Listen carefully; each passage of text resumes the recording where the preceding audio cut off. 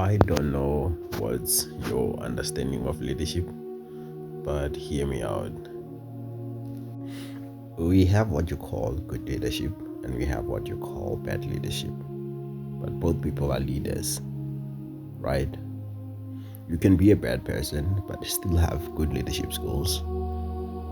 And you can be a good person and be a people pleaser at the same time and end up being a bad leader in the process.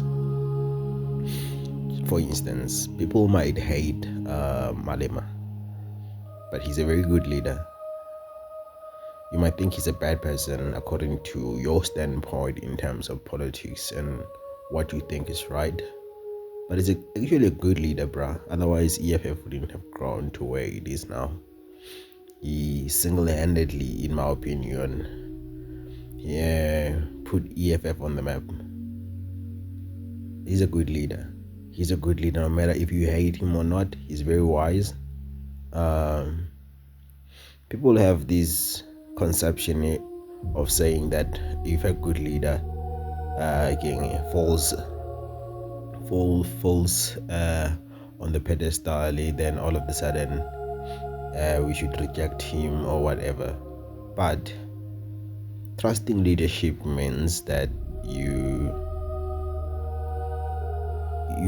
let the leader take the steer, and wherever he leads you, that's total submission under leadership. Wherever he leads you, you go with them.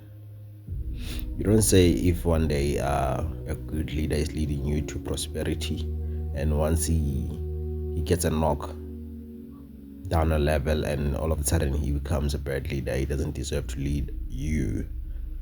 There's a problem that we have in our society. People want immediate results, of which to some extent is very, very detrimental to whatever we are trying to build as a society and a black community. The reason why our black communities are failing to live up to expectations is because of bad leaderships who claim to have good intentions. See what I did there?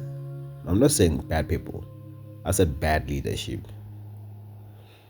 They claim all the good intentions that they can think of. Like they can think it's easy to talk, but to implement is a different thing. People have so much expectations of the EFF, but they know that EFF is not in the leadership, has no ability to articulate whatever their manifesto is saying. So they can talk and talk, but they can't implement anything, especially with the amount of percentages they have.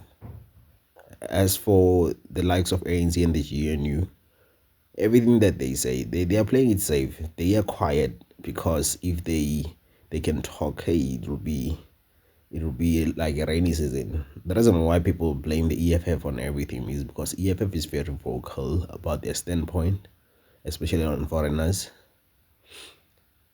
If they can switch their narrative to, let's say, land and keep it there, I think they'll get more people.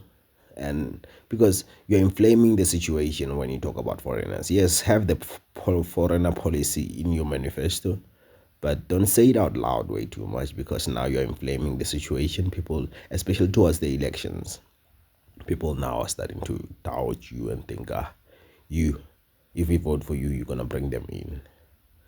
Because people lack understanding and they're too lazy to read sometimes. They end up like saying, we're never voting for you. They will only focus on your foreign policy.